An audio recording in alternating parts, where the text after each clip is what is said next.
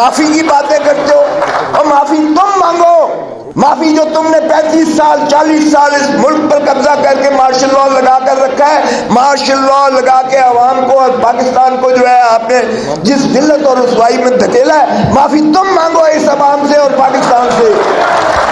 کہ جناب آپ مفاہمت کی بات کرتے ہیں، مفاہمت کس سے؟ ملازم سے، ملازموں سے مفاہمت کر دی جاتی ہے، وہ پہلے ہمارا حق تو مانگے۔ ہم نے تو کبھی قائد اعظم سنا بھی نہیں تھا، قائد اعظم ہاؤس تو کبھی نہیں سنا تھا کہ جنا ہاؤس بھی وہ ایگزسٹ کرتا ہے۔ او بھائی اس پہ بھی قبضہ کر لیا ہوا ہے آپ نے، وہ واقعی جنا ہاؤس ہے تو پھر کور کمانڈر نے قبضہ کر لیا ہے اس پر۔ کل کہا گیا کہ ہم سازش ٹولہ ہے، ہم نے کبھی سازش نہیں کی۔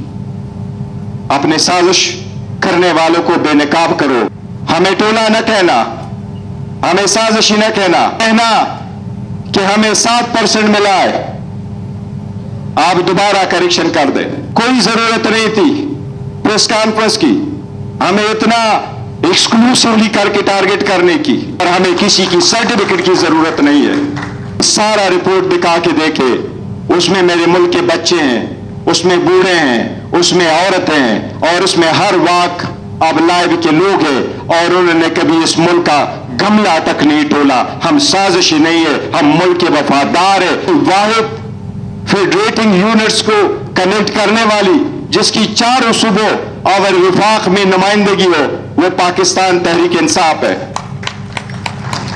یہ کہنا کہ ہمیں 7% ملا ہے، آپ دوبارہ کریکشن کر دیں۔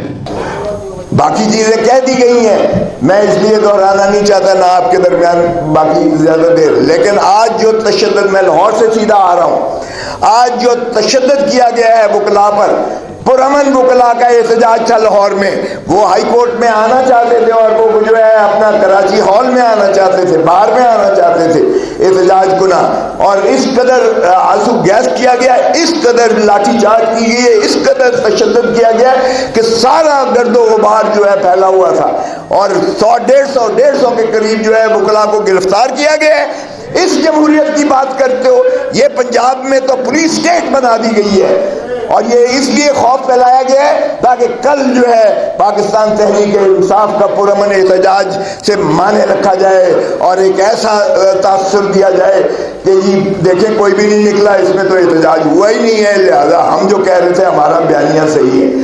پہلے سمت کو درست کریں۔ آئین کی بالکل پاسداری تبھی ہو سکتی ہے جب اپنے آپ کو یہ سروس سمجھ کے اور آئین میں یہ دیے ہوئے عوام کے اقتدار کو تسلیم کریں۔ اس کو بھی شرم نہیں آتی جو کہتا تھا بار بار اور بڑے بانگے دور کہتا تھا ووٹ کو عزت دو۔ او بھائی اب تو شرم بھی نہیں آتی ہے تمہیں یہ کہتے ہوئے اس بیانیے سے ووٹ کو عزت؟ اب کدھر گئی تمہاری ووٹ کی عزت؟